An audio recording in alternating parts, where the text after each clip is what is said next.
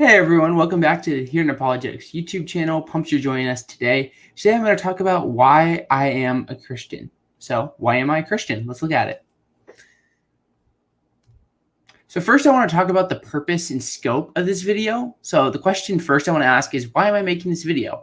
I've seen a few different people make these videos, such as like Joe Schmidt or Emerson Green, and I think they're really helpful videos because they help you see how people personally think about truth. So in this video, I want to help you understand how I personally think about truth and like, should I believe in God? Should I believe in like Christianity and things like that?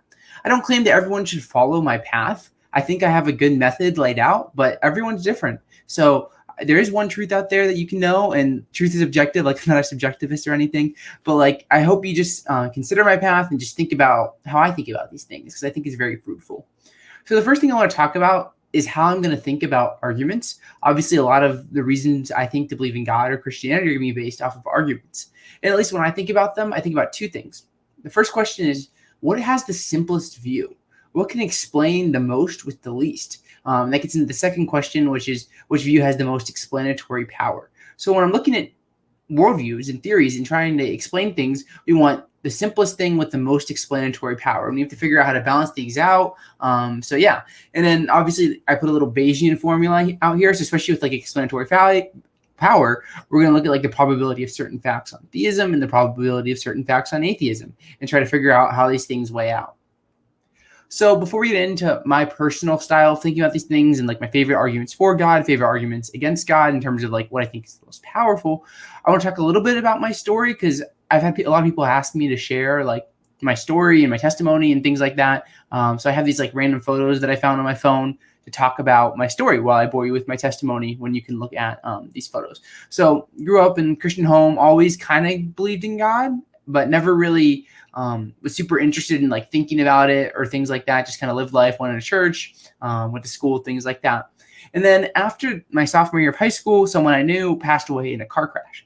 And this really changed how I thought about things, because the first time in my life, I was like, did this person actually go to heaven? Like, is there a heaven? Is there a God? You know, things like that.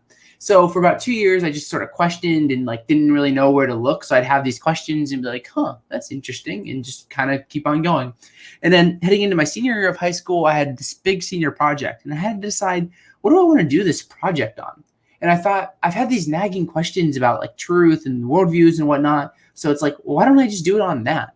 So I did this project, and it was more Christian apologetic focused, because that was kind of like the background of the school. So they wanted to focus more on that. So I started studying Christian apologetics. Before I did this project, I wouldn't know who like William Lane Craig or any of the apologists were, like any of the atheists. Like I heard of Richard Dawkins in passing, but like, you know, it wasn't something that we took seriously, or I took seriously. So I did this project, read some books, and I really became convinced that Christianity was true. So from that point, I'd say like, you know, like I gave my life to Christ and became a Christian, but I wasn't just satisfied with reading Christians. Like I wanted to talk to non-Christians as well.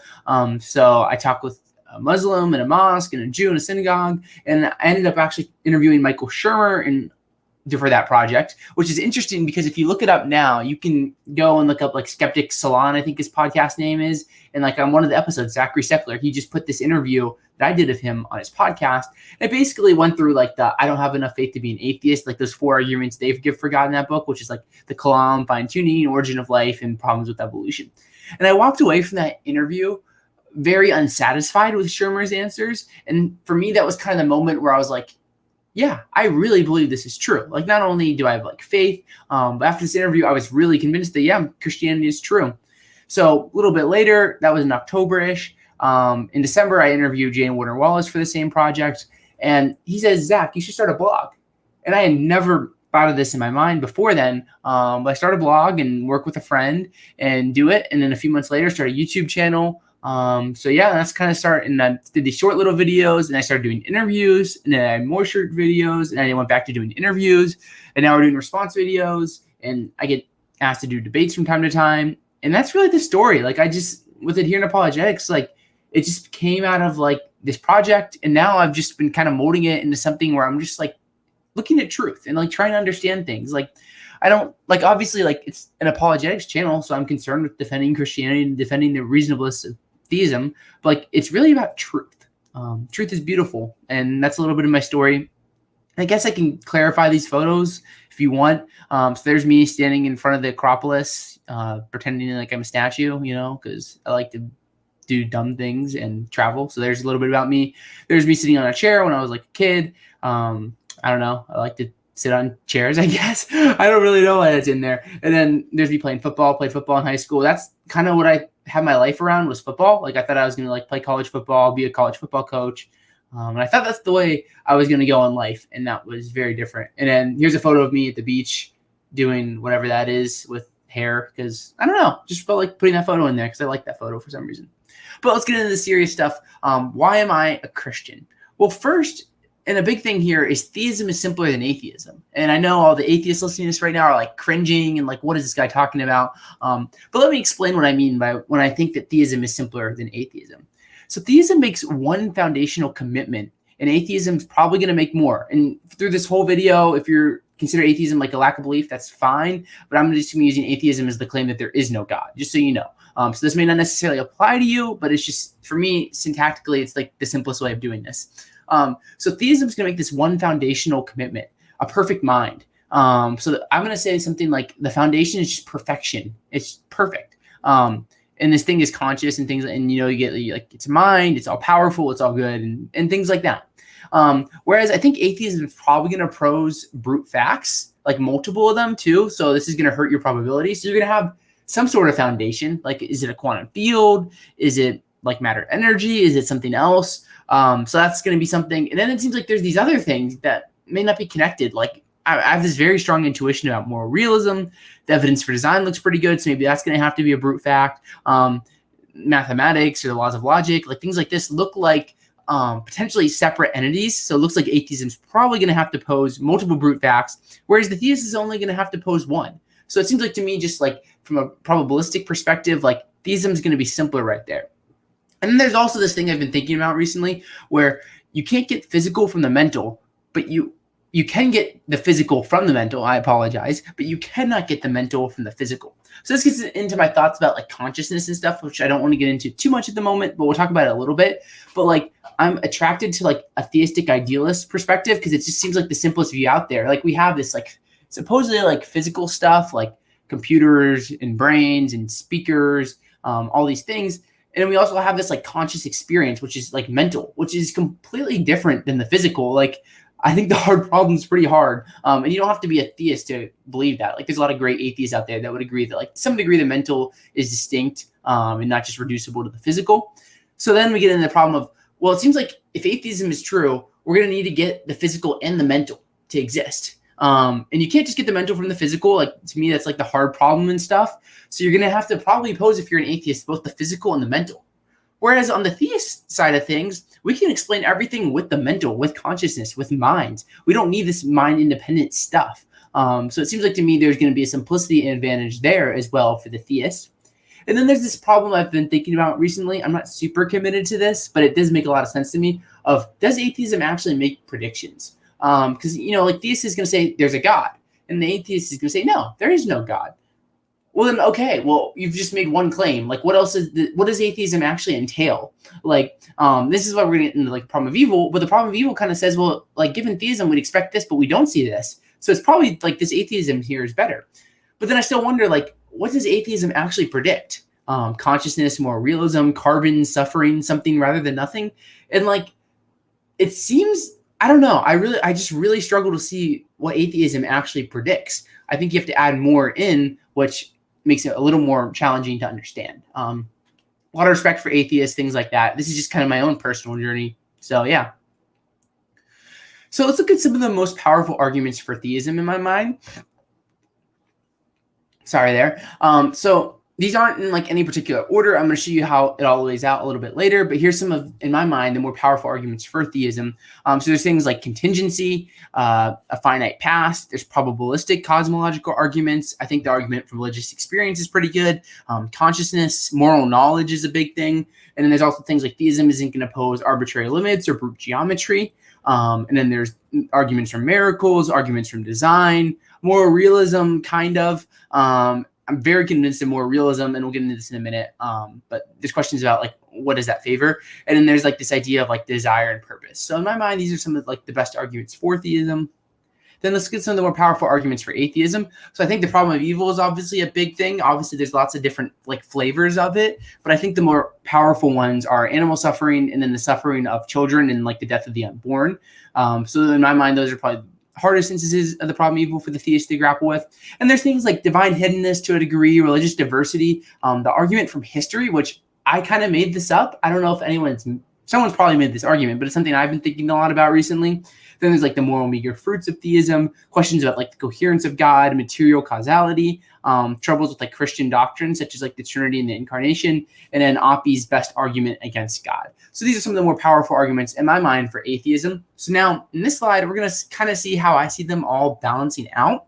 So I have on the top section here the theistic arguments that I listed 2 slides ago, and on the bottom section, the atheistic arguments I listed, and I just kind of listed them as like, I think these are strong arguments, they're medium arguments, or they're weak arguments. So let's start with atheism, because I'm a theist, so we got to end on the good side, So my stronger argument for atheism is the problem of evil, like especially if we think about like the nature of animal suffering, especially if, like the Earth is the universe is 13.8 billion years old. There's a lot of animal suffering in our past, and predation and things like this. What's his name? John Schneider released a good book called Animal Suffering and the Problem of Evil. He's a Christian, but he talks about like different things like cosmic micro monsters and just these horrific sufferings among animals. So it's a pretty big problem, I think, for theism. And, like there's theodicies, of course. Like there's like for every argument here, there's responses and counter responses and counter, all the way down ad infinitum. These just in my mind, like, so that's a big problem. And then there's also the suffering of like the unborn and like young children. So this wouldn't just be suffering, but just death. So like the theist likes to say that the unborn or those who don't reach the age of accountability, they go to heaven. And that's what I believe. But then this question of like, what's the point of all these evils? And like, you can't like, I'm very attracted to like a soul building kind of thing, or you say like you can appreciate like the beauty of like heaven once you've experienced sufferings, but like for a lot of the unborn and like young children, they don't get to experience those things. So it's kind of like what's going on here. So I think that's definitely a problem for the theist. Then there's things like religious diversity. So like a bunch of different religions, a lot of people over time have not believed in like Christianity. So then there's questions there. Then there's the moral meager fruits of theism. Like a lot of times, like, like if we're Christians, especially for like Christianity, like we should be like, we're following Jesus, God incarnate. God is perfect. And like we claim to do this, but then oftentimes like Christians just end up like everyone else. And it's really depressing, honestly. And, you can point to sin or things like that. But to me, like, that's just very disappointing. And I'm like, I think like sometimes I'm like, why God, why are Christians so imperfect a lot of the times? So that's something that bothers me from time to time. Then there's things like the coherence of God, which is funny because a lot of people would like dismiss this, but I have actually like, I don't know, for some reason, I just find the coherence of God is kind of like a challenging thing. Like, what does it mean for God to be all powerful and all knowing? Like, what does it mean for God to like even exist? Like things like that. And then there's weak arguments. So like divine hiddenness on an emotional level, like divine hiddenness. Yeah. Like it bothers me. Like, like where's God right now? But then I think like over time, like most people haven't believed that God is hidden. It's a very like Western post-enlightenment idea. Like if you go to like, I've been to Zambia, they don't believe God is hidden there. And like living in Zambia, it didn't seem like God is hidden. So yeah, maybe it's more of a subjective thing to me. And then there's things like material causality, where things like material things have material causes, and that can go all the way down. But then it's also like we have this thing called consciousness that has to fit into this picture somewhere. So I feel like that kind of misses the whole consciousness point, which especially for like an idealist, like they can pretty easily defeat material causality. Then there's problems with like Christian theology. So what I mean by this is like things like the Trinity or the Incarnation, where they like seem contradictory, but they're not. But they seem like it. So it's like, well, that seems to rule against Christianity having these like really hard doctrines to understand. But I mean, like, I think there's explanations. So that's why it's under the weak category. Then there's history. So this is something I've been thinking about recently. So my family went to Greece this summer, and we went to Greece, and it was really cool, beautiful, so blessed to go. Highly recommend it. But like Greece is very pagan. Like, so we have all these different, they have all these different gods and like constant warfare. And like it seems like I look at this story and I'm like, where does like Christianity fit into this? Like, so we have this all powerful God that's working throughout all the time, but like where's God in ancient Greece in 500 BC when everyone's going to war against each other and they all have these shrines. And it's like, to me, that's just a little bit troubling for like understanding Christianity and how it fits into the picture and ways some evidence may be against it. But then, for example, if you read like The Unseen Realm by Michael Heiser and talk about like spiritual beings existing all throughout the world, well, then maybe we can come to understand these things. So that's just a personal thing. And then there's the best argument against God, which Api talks about. So like we have this universe, and the theists will see a story like, well, we have the universe plus God. So it's an interesting argument, and I think in some formulations it could work. But then I feel like it forgets about like consciousness, and there's different kinds of simplicity and all things like that. So that's how I see the arguments for atheism, like the more powerful ones, and how I see them fitting. So let's talk about the strong arguments for theism. So one is causal finitism. Like it just seems like a finite past is just simpler than an infinite past. Like it just seems like that. And then there's, there's like the Grim Reaper paradox, and there's like Big Bang cosmology, which I don't think proves the universe is finite. But like when I look at it, I'm like, how can you not have a finite universe out of that? And then I wonder with like, why would we have a finite universe given atheism? Like that seems very, very unlikely to me. So it seems like some evidence in favor of theism because, we'd have like a necessary God that creates a universe. Whereas in atheism, I don't think you can get that. Religious experience is a good thing like to think about because like most people throughout all of time have not only believed in God, but claimed to have experienced God. It's really us Westerners past the Enlightenment that really have doubted this. So we're a very small minority of the world. And, like I have my own religious experience and many Christians still do today and people of other religions. And for theism, like I think that's fine. It's a good argument. And then there's a problem of like moral knowledge with atheism. So like I think most people, if you press them, would be moral realists. Obviously, there's people that are not, but like it just seems so obvious and we act like it's true. But then it's like, well, how do we get moral knowledge if atheism is true? It seems like it'd just be like an evolutionary byproduct. Maybe we just hit the lottery. Because like we can imagine, like I like to think about the case of ducks. Like 40% of sexual intercourse among ducks is like forced. It's rape. Terrible. But it's like if our moral knowledge is just a product of our evolutionary history, like, well, couldn't we say that it's possible in like a different world for like humans to just do that? Like, and if our knowledge is just based off evolutionary history, like, then we just think rape is okay? And it's like, obviously not. Like, there's no possible world where rape is okay or Holocaust or just, another day in the park. Like, these things are obviously wrong. So I wonder, like, did we just get lucky given atheism to have like the right moral knowledge? Like, surely we don't want to say it's only subjective that like the Holocaust is wrong. So that's a really strong thing. And there's this like problem of consciousness or like argument from consciousness where, so given atheism, like you can be like a panpsychist or something and solve it, but you're just adding something into your hypothesis. Like atheism doesn't predict that consciousness where it would exist. Whereas like under theism, God is a perfect conscious mind. So like consciousness is just built into the hypothesis of theism. So I see that as a very strong evidence in favor of God. Then there's contingency. Like there's very good reason in my mind to believe there's a necessary like foundation. And that seems to favor theism. And then you could say, well, maybe it's just like the cosmos or something. And it's like, sure. But then we're going to run into these other problems here that I think are serious problems. And then there's like nothing about like the universe that screams that it's necessary that it exists. So there's a problem there. Probabilistic cosmological arguments are really fun to think about. So we have about 10 to the 80th atoms in the universe, which is a lot of atoms. And like given theism, like, I mean, we can't say exactly why there'd be this many atoms, but at least we have the resources to explain it. Like God, a perfect being that can create whatever he wants. But like, what about atheism predicts that there'd be this many atoms? Like, once again, like, I don't see what atheism is predicting here. Maybe it's just a brute fact. Maybe you had the right necessary thing given atheism that had the power to produce this. But like nothing in atheism predicts that there'd be like this kind of universe. So that seems like to me to be some evidence in favor of theism.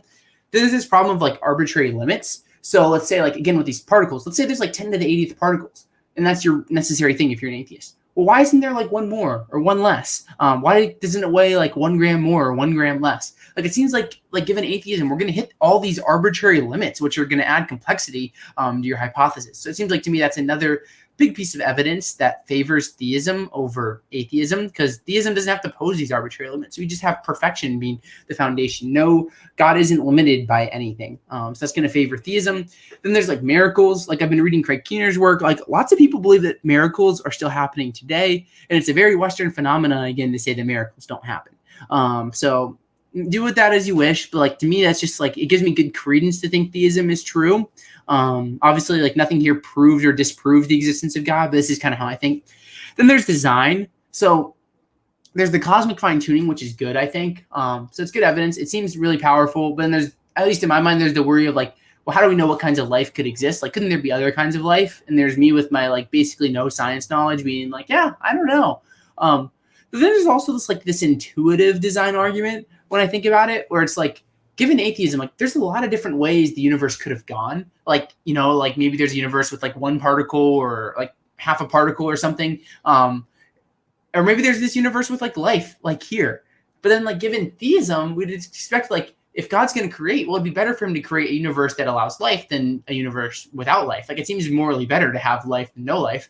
So we'd have some reason to think that design would exist given theism, but not necessarily given atheism aligned for life. So it seems like just like a good piece of evidence in favor of theism. And there's this thing about like desire and purpose. So just like intuitively to me, it just seems like there's more to life than just like a freak accident or, you know, like the brute facts played out in our favor. Like, so I think about like the atheistic worldview where you have some sort of right necessary state or eternal universe, or whatever, and then life shows up and it thinks it has a purpose and like a desire and whatnot, but then it actually doesn't. Whereas in theism, like knowing God, glorifying God, becoming like God, like that's a purpose that makes sense to me. Jordan Peterson talks about the great miracle of like, why on earth do we get out of bed in the morning? Especially like if atheism is true, like just think about like, why did you get out of bed this morning? Like, especially the atheists out there, like we wake up thinking we have some purpose, but like given atheism, like I don't see a purpose there. We can talk about like, yeah, it's sure we're here for, and it's this amazing, beautiful thing. But like, then you also got this like Nietzschean, like very like, oh shoot, this is gonna be pretty bad. And like, we're gonna all return to stardust and whatnot. So like, just getting out of bed in the morning, like seems to me to favor theism over atheism. Cause it seems like we'd have this like we intuitively like believe there's purpose to life. That's not necessarily given atheism. So there's the thing of geometry. So this is an interesting argument. Is God the best explanation of things? And I don't remember exactly what Josh was talking about, but I think about it and it's like given atheism, there's probably going to be some brute geometry. So like if the foundation is say like a cube, like these cubic particles or like particles of a certain shape, it's like, why are they this shape rather than a different shape? Couldn't they have been a little more or a little less? Why does it have 4 sides versus 3? Like, and it seems like given atheism, there might need to be this brute geometry that gets built into your hypothesis, whereas theism, once again, can avoid that. So it seems like to be evidence that favors theism over atheism. And then there's this argument for moral realism, where it's like, yeah, like I'm very convinced in moral realism, and it's like, well, it definitely seems to favor theism because we expect that if God exists. I don't know if we would if atheism is true, but it's like, you know, like there's the Epiphoro dilemma, butchered that pronunciation and things like that, which makes me kind of like, I don't know how this works. I don't know, but I'm very convinced in moral realism and things like that. So that's kind of how I see the epistemic landscape. So in mind, there's 4 strong arguments for God, 1 strong argument for atheism. Sorry, I didn't write this down, so I'm counting as I'm talking right now, so I'm trying to distract you. 6 medium arguments for theism, and then there's 3 medium arguments for atheism, and then there's 2 weak arguments for theism, and then we have 1, 2, 3, 4, 5 weak arguments for atheism. So finally here, we're almost done. Christianity just matches my experience. So the story of a broken world, sinful humans, and a God who redeems through the incarnation just makes sense. Like, it just makes sense to me. Like when I reflect on our world and like even myself, like we're so broken. Like we get so many things wrong and we're pretty crummy a lot of the times. Like we sit here and like watch philosophy videos and stuff, but there's also like millions of people around the world starving right now. And we just like sit here and like, you know, like I'm not like, cause I'm guilty above everyone else, but like we're just broken. Like, and it just like that fits to me the Christian method of broken humans who need a savior who comes through the incarnation, like God in the flesh. Like it just seems right to me because like it seems like there's this big moral gap. Like I was listening to what's his name, the guy that knows everything with the moral argument, talking about those. There's this moral gap, and like I feel like I should be better, but like I can't. Like I can get a little better, but I need God. And it makes sense to me. Religious experience with God gives me good reason to think Christianity is true. So I had religious experiences in the past that to me seem like experiencing God and stuff. So that gives me good reason to think that, yeah, you know, it seems like this Christianity stuff is true. And then the resurrection case. So I haven't studied this a lot. So that's why it's kind of here last in just like these 2 words. But when I study it, everything seems consistent with the resurrection. I just don't know if we can get all the way there. Like ancient history is very hard to understand. Like part of my undergraduate studies is in history, and like the further you go back, it's just really hard to like say this happened or this didn't happen. So I don't know if we can conclusively say like based off the facts Jesus rose from the dead, but it seems very much in line with that. So I'm hoping to do some videos and stuff in the future studying the resurrection and the resurrection case. So I'm sure my views will change in that as we progress over time. So thank you. We made it to the end. Oh my, it's felt like long, 25 minutes. Jeez. I don't know. I just thought like I'm tired after doing like 25 minutes of talking, and like Joe Schmid makes these like 3-hour lecture videos. It's like, dude's crazy. But thank you so much for tuning in. I appreciate you so much for listening. I hope this serves you. Remember, like, I don't think like this is the truth. Well, I do like Christianity is the truth, the way the truth, Jesus is the way, the truth, and the life. No one comes to the Father except through him. But like my way of thinking about this is not the only way of thinking about these things. So I hope this kind of clarifies to you, like, well, here's how Zach thinks about these things. So feel free to leave me a comment, just letting me know what you think. If you like videos like this, maybe I'll make another one if you really enjoy this in a few years. Feel free to subscribe and all that fun stuff. If you want to get in contact with me to talk about any of this, I always love to do this.